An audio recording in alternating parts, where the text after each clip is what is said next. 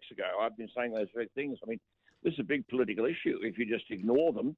The dichotomy here is that Scott Morrison has said that there is no mandate for vaccinations. It's not compulsory.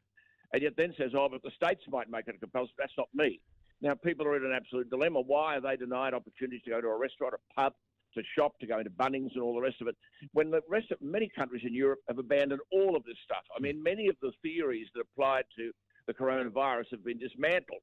The mask theory, the social distancing theory, the mandate theory, and we've got to get with it. I mean, we're out of step with the rest of the world, and we're treating some people as second-class citizens. Absolutely, no two ways about that. And I think one of the things I learnt yesterday is that polling booth workers at the next federal election are going to be mandated to have... Unbelievable. It's a federal mandate, isn't it? Unbelievable. I mean, you won't get polling booth workers, I'm telling you. They're not going to put up with that nonsense. Yeah.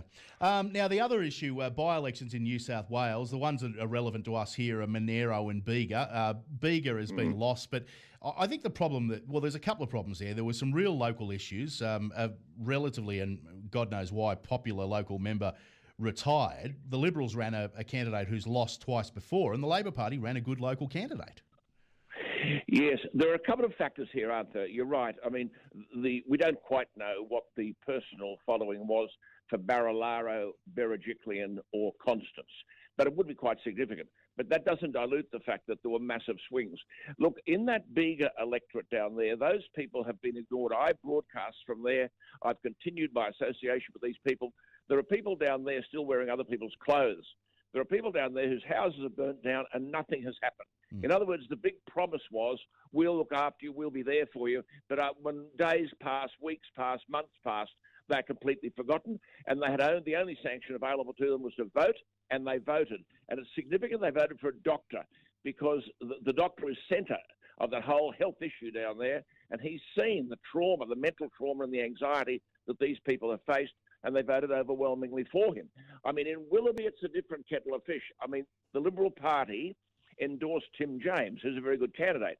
He just happens to be not part of that mad left in the Liberal Party that Trent Zimmerman sponsors, and indeed that Gladys encouraged. Yes. And so obviously many people even in the Liberal Party weren't happy with Tim James, and now he's swinging by the seat of his pants. I mean, the margin is negligible.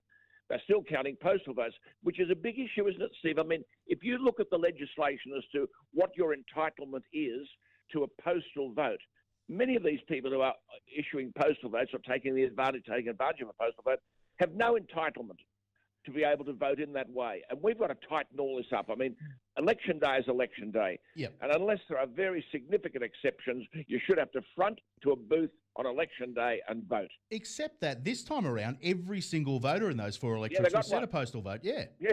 Yeah, they got them. They got them. And I think, look, I think there are significant ramifications in all of this. I'm not sure that it's exactly as some say, but the Liberal Party, I said on last Friday that these by-elections were a referendum on the Liberal Party. Now, the brand is damaged. Someone's got to accept that. And quite frankly, I also volunteered the view that if there were to be a federal leadership change, that is, if they were to replace Scott Morrison as leader because he's very much on the nose and no one's listening, you would automatically dismantle the whole of the Labor Party's election campaign. Yeah. Because already that campaign is predicated on attacking Morrison, whether it's what Macron said or Berejiklian said or Barnaby Joyce said, and they've spent thousands mounting advertising and all the rest of it around Scott Morrison. You take him out of the equation, the ALP are naked. So the Liberal Party and the coalition have got some significant questions to answer, whether the electorate will respond, and there's going to be more handouts in the budget, there's no doubt about that, when we're heading towards $1 trillion of debt, and how they then sponsor the argument, we are the economic managers. I see the Treasury Secretary yesterday, Kennedy, saying, whoever wins this election, someone is going to have to embrace the notion of budget repair. We can't go on the way we are.